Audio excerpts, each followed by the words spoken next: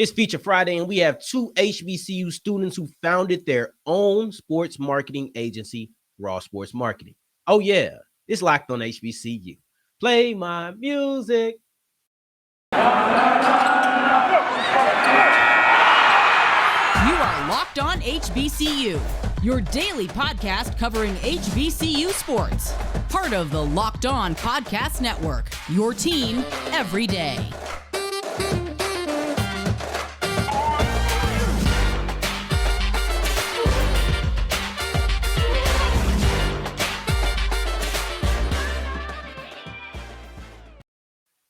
What's going on, family? Welcome back to another episode of the Locked on HBCU podcast, your number one daily one-stop shop for everything HBCU athletics, Monday through Friday, part of the Locked on Podcast Network, your team every day. And I, of course, am Darian Gray, a.k.a. the Mouth of the South, Texas Southern alum and former TSU Herald Sports editor. Thank you for going on this journey with me, making Locked on HBCU your first listen of the day every day. And remember, just because the mic cuts off does not mean that the journey is over. You can follow me on Twitter at South Exclusives. And listen, I'm here and I'm proud. I'm very proud because we have two young men from Texas Southern, my alma mater, who created their own sports marketing agency. Let's talk to them about the origins and how everything has been moving since they created it. Now I got with me Andre Gibbs, Ty Manuel. I'm very excited to have these two guys on here. Y'all see, I pulled out my nice Texas Southern polo because we got a couple of TSU students, and I think that age, because I didn't say graduates, I think that age is what makes this so special, man. Just go ahead and introduce yourself and say what your classification is before we get any deeper. Like you said, my name is Ty Manuel. I'm a junior here at Texas Southern, sports management major. I'm planning on going to third grade Marshall once I get my undergrad. My name is Andre Gibbs. I am a junior right now, and my major is accounting. Man, you see that? That's two juniors doing big things. Like, we're going to get into this, but first, let's start off at the beginning. The origins. How does Raw Sports Marketing even begin? It all begun with so it was a marketing company at first. So Raw Authenticity, we're able to see which local businesses in Houston needed marketing. And then I played football at TSU, Texas Southern. I seen a need for sponsorships and kids getting name, image, and likeness deals. And then I met Ty at the Spring Fest. Culture Fest. Culture Fest, Spring Fest, same thing. Nah, Culture Fest was because of College Hill. Yeah. So Spring Fest is gonna happen regardless, but Culture Fest happened specifically integrated together for College Hill. You know, but, so shout out to them for that. But yeah, met him there, and then we just put our brains together, and then we just started structuring NIL deals. We didn't know what we were doing at first, and then the moment that we had caught on to the idea that obviously we could do something big with this, that's when we started, to do more research and then started making sure that our P's and Q's were in order, T's were crossed and I's were dotted. Meeting with lawyers, for example, like Jamal Hicks, NFL agents and attorneys, and having them as mentors and guiding us through this process has been amazing. And so to answer your question, that is exactly how Raw Sports Marketing, because we saw a problem in a niche that we had to fulfill, and we knew that we were going to be the ones to do that. So I got to ask you this, Andre. You mentioned how you used to play football, and we've talked about this before. When you seeing these deals rolling in and you putting these deals together for these athletes, does a part of you ever say, maybe I need to strap the pads back up and create a deal for myself? Oh my God. All the time. I get flack from him, and I get flack from Mr. Body all the time for telling me to go back. I actually have 2 more years though. Again, thanks to Coach McKinney for letting me basically take time away from football to focus on my education and focus on business. So, but if I wanted to go back, if I train hard, I most definitely would be a great combo. Being able to work on NIL deals and being able to play football as well too, that's amazing. So, but yeah, it's always that thought always recurred in my head, like, man, should I go back? Should I go back? I still train to this day regardless. So if I'm ready or not, I'll be If that time call, I'll be out there. You got the business side. I wouldn't be mad at you. Ty, did you used to play ball as well? Yeah, I stopped in JUCO. I played at Blinn. Yeah, I So, stopped at JUCO. so I guess I gotta ask you, as former athletes, when you looking at the NIL deals and being the people behind the business side of it, do you sit there and say, I know what an athlete wants, let's do it like this? Right. That I feel like that was the biggest reason why we got into this, because we started out as athletes. So by us having that experience and that knowledge of how an athlete thinks and how athletes move, we wanted to help out. We saw, like Andre said, we saw the need for it, and we didn't want our teammates, our former teammates, to get taken advantage of with NIL, hitting the mainstream. So we wanted to make sure we had something set in place where an athlete that moves and thinks and acts just like how we used to act would be able to take advantage of this and not get taken advantage of. Correct. I love that. So we know that you guys are building something very successful, but I want you to take me back, and I'm about to tell you, I want to know, what was your first venture in the business? And it could have been anything. I don't mean just as an adult. It could have been anything, like selling candy as a kid. I know I used to do that. That was like my first venture into business. What was that for you guys? It was so Ty and I both had went to Lamar High School. Okay. Lamar High School is a pretty big school in Houston. 6A, a lot of kids. So we seen a market for it. We sold snacks in high school, Yeah. obviously because it's a big high school. A lot of rich kids, the family give them money, $20 every single day, and they're going to spend that $20 regardless, no matter what. Right. Seeing that the snacks that Lamar High School had offered were subpar, and we just wanted to fill that void. I sold Slutty Brownies in high school. We sold chips and candy. Candy, chips, Yeah, sodas, whatever. exactly. Whatever I could sell. I mean, Gatorade, everything. Gatorade. Teacher, it got so bad. We were selling to the teachers. We were Yeah. selling snacks to the teachers. Yeah. Nah, I feel you. I used to have a teacher used to buy snacks from me, used to give me some extra, man. I like your hustle. Just go ahead and keep doing it. I remember them days. Now, tell me, how do you get from being the candy man in school? First off, were y'all selling together? Y'all had beef. Were y'all competing with each other? Nah, Nah, I mean it's school's so 4,000. big. Yeah, it's School's so 4,000. big. It's like It's almost 4,000 students. So Okay. I mean, it wouldn't. You have a whole nother side of the school that need snacks and stuff, and you be on the whole other side of the school. there's no competition. You stay on your side, I stay on my side. But how do we get from being the Lamar candy man, the drink man, the anything y'all need, whatever, I got it? How do you go from being that to now getting into raw sports marketing? I feel like, of course, it's a lot of studying. You have to learn the business. You have to learn your market that you're in. But the entrepreneurial mindset was always there.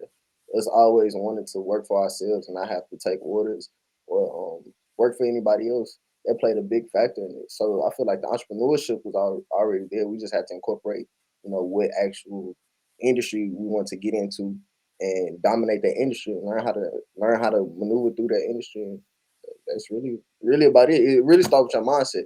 If you have a mindset to become an entrepreneur, then I mean, you just have to learn where you fit in the grand scheme of things, and go from there, and learn how to maneuver and operate from there. Before we continue with the interview, I want to tell you about BetOnline, because BetOnline is the #1 place for all of your sports wagering.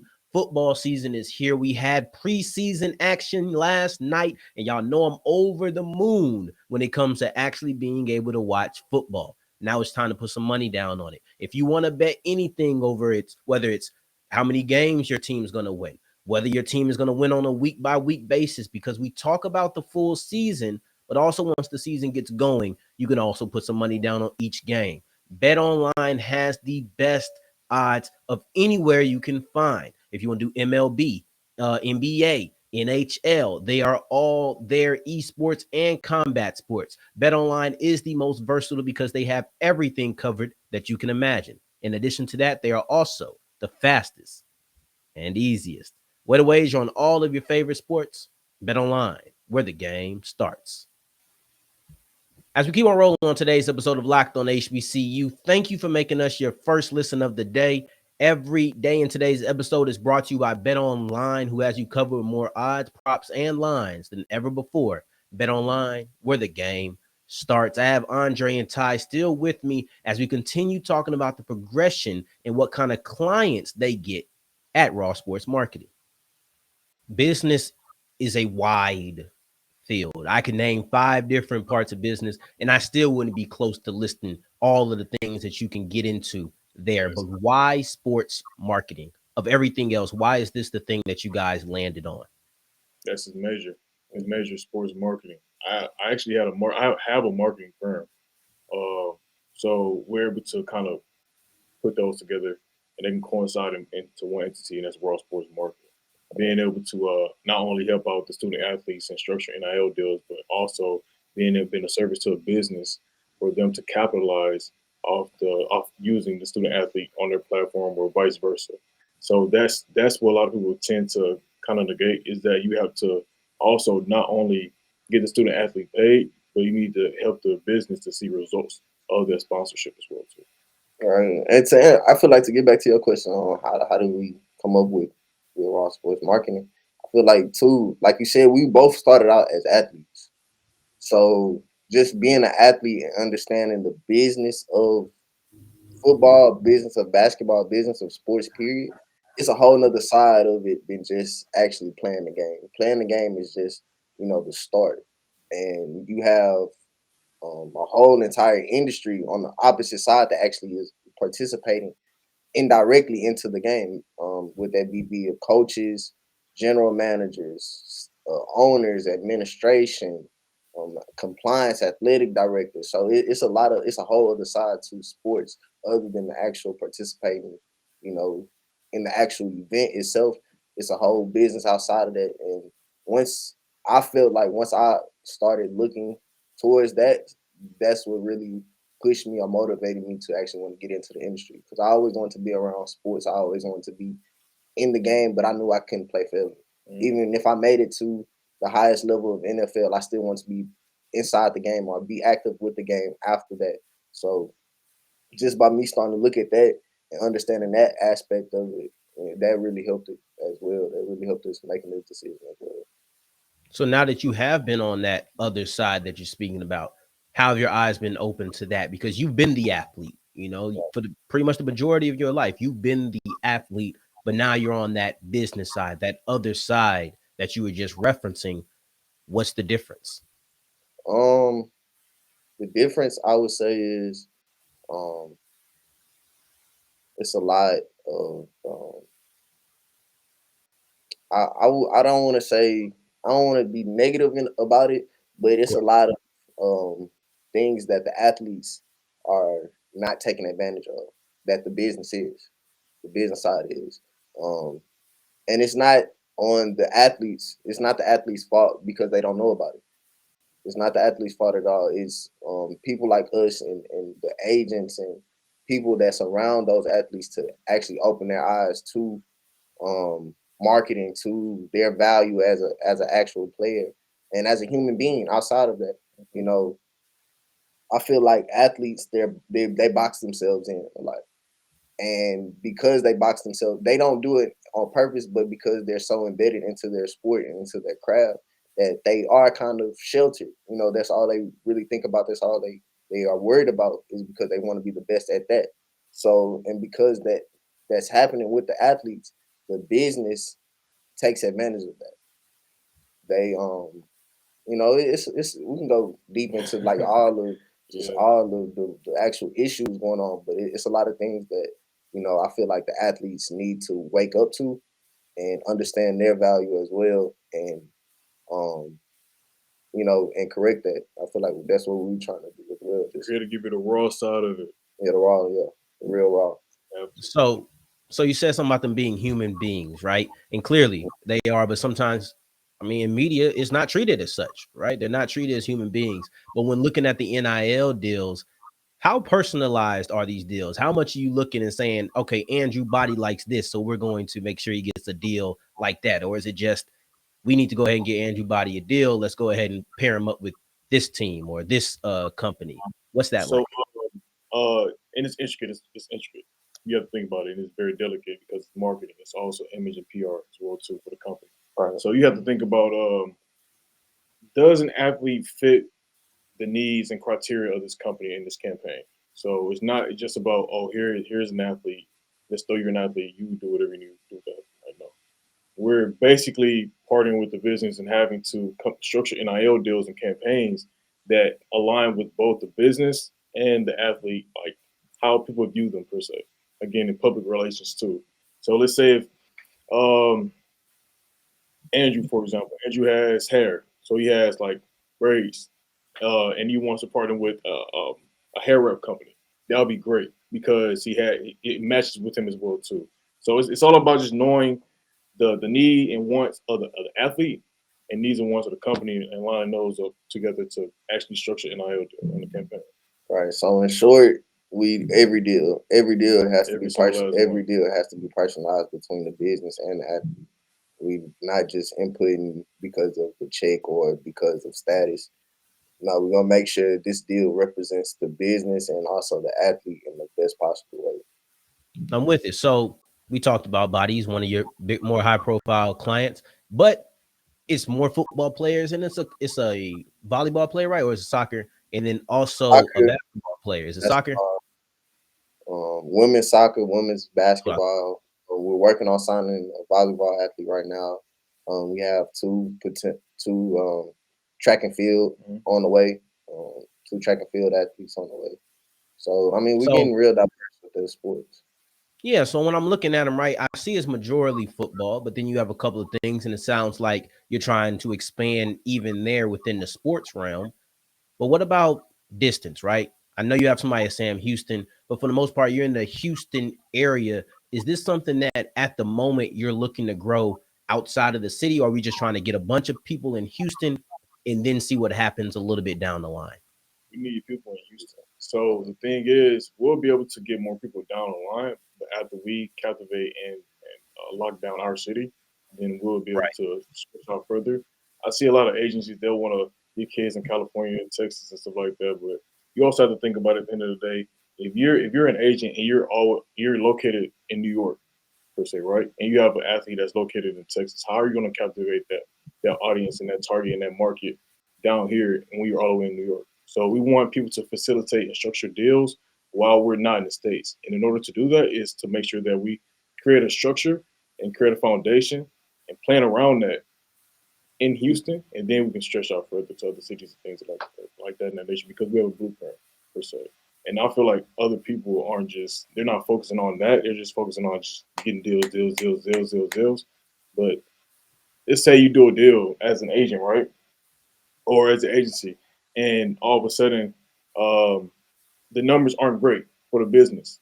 Now you burnt the bridge with the business. Now you have to go to other. It's a lot of businesses out there, but why not build a relationship and a partnership with a business so that you can now not only that one student athlete can get deals, but the rest of your roster can get deals as well too. Yeah, I All right, so support that. And go ahead.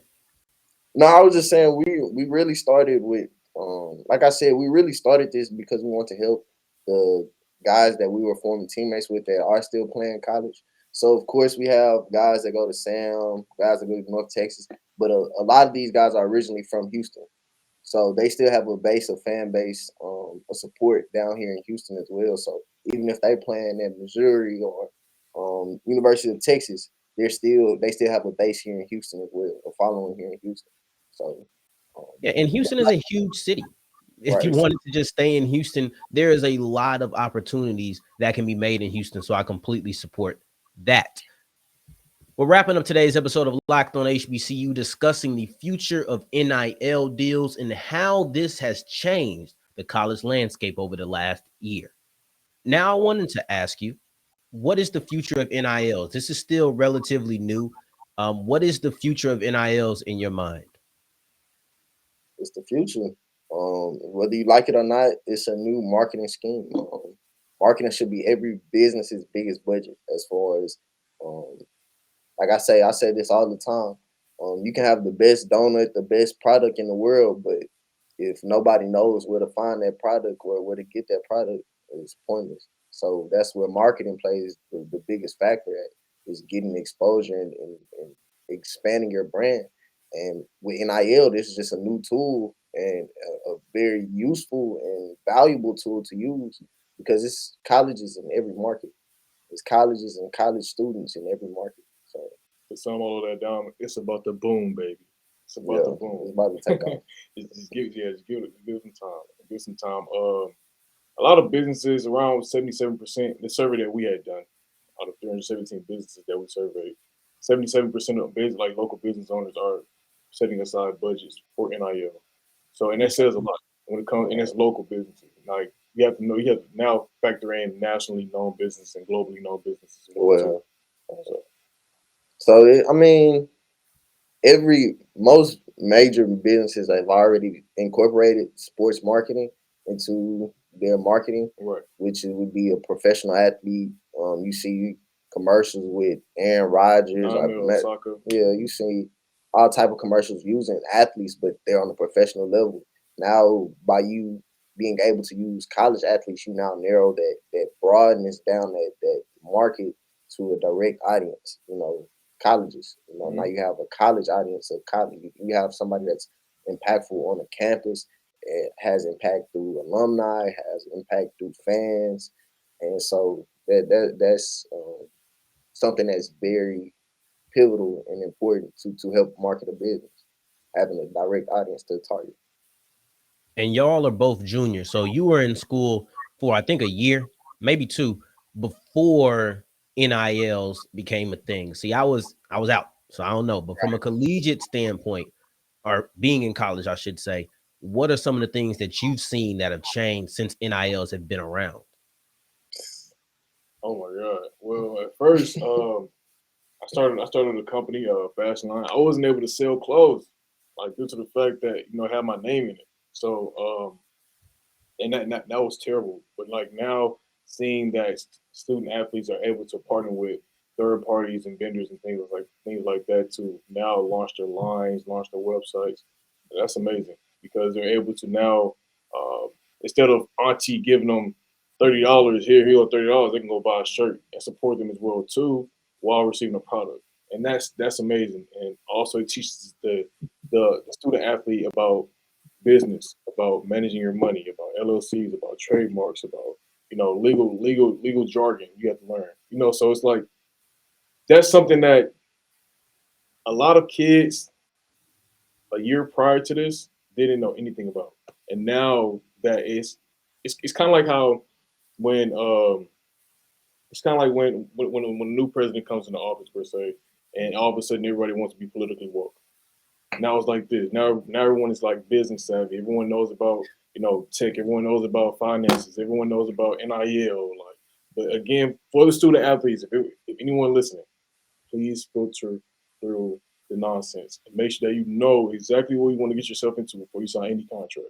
So, but yeah, that's just amazing. Like seeing that transition from not knowing anything from ignorance now to people knowing about NIL and the whole landscape about it. And then I think it's past NIL too. It's going into financial literacy. It's going into generational wealth and how can you capitalize on your market and your value right now. Um, we have former teammates that have made it.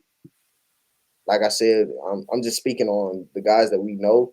We have guys that have played college ball, even went on to play pro, playing the league, NFL, and because they weren't able to really capitalize and utilize what they went to school for, they're now back at home. So we want them to actually start looking and having their mind, spinning while they're in college on life after that sport. What are you going to do after this? And you're able to have money now, receive money, which we're not just saying, okay, we're going to give you money just paying and blow off. No, we're going to start having you look at different assets, different things that you can invest in, different things that you might want to be a part of after you finish playing. So it's more so you're creating a whole mindset change with NIL as far as just with the student athletes as well too. And we started it off talking about your youth. I want to end it talking about your youth as well. how do you feel being college students actually being on campus and being in the same situations for those who are not on campus with you as the athletes you're representing is a benefit to you? We want more personalized, of course, with our TSU students that we have signed. We're able to see them more often. We can see them, every day if we want to. We try to spread the love around, make sure we get everybody talk to. We keep over everybody at least once a week. Okay. We'll sit down, have a phone call, conversation, FaceTime with every one of our athletes at least once a week. But of course, our TSU guys, even our U of H guys, they get, a little bit more attention because we are here. So it's certain times when we can just, we can just might be out riding and we stop by a business, and create a deal right there. Go talk. We stop at a business, talk to the owner, and we're able to create something because we're here in Houston. But of course, we set out times during the weekends where we might have to take a drive to Dallas or take a drive to Austin, and of course, like Andre said, we are starting here in Houston, but we do plan on expanding to throughout Texas and then of course throughout the country. I appreciate you guys. So before we get out of here, because this is something monumental, guys, I don't know if you guys quite understand how big it is that we have two HBCU students who are building a successful sports marketing agency. But this is major, and I want to make sure that they're able to keep in touch with you, keep track with what you guys are doing. So give them the socials where they should check you out, personal, business, whatever you guys want to get into. Um, my personal page, of course, is Tyler Hero. But you can follow our main page at Raw Sports Marketing. Um, our website, rawsportsmarketing.com. Okay. Pretty much it. If you want any business inquiries answered, also it's raw sports, sm@gmail.com. And then just like Todd said, the Instagram is raw sports marketing. I appreciate you guys. Like I told you before we get on here, y'all are the stars of the show, and y'all definitely captivated the audience. Best believe that. So I appreciate you, and good luck to everything you guys are doing. So We thank you. appreciate this opportunity. Thank you. No So hopefully we'll see you during homecoming. You will. I'll be there. I'll be there. Trust me. The 29th, I'll be out there. Much appreciation to my guys, Andre and Ty. Listen, you heard their social media handles at the end of the episode. Make sure you are following them, following Raw Sports Marketing. They are doing big things, and I'm happy. These are two HBCU students, current students, who have created their own sports marketing agency in a time when this is one of the fastest growing parts of college athletics. So make sure you are doing that and continuing to make us your first listen of the day. Every day we'll be back to recap everything that has happened over the weekend on Monday, because we are 5 days a week as the season begins to get closer. Now, for your second listen of the day, make sure you're checking out our conference shows: Locked on ACC, Locked on SEC, Locked on Big 12. Locked on is putting on great content, so make sure you're checking those shows out. In the meantime, in between time, if you're looking for me, you can find me on Twitter at South Exclusives. Until the next time that we hear each other, family, take care, stay blessed. Peace.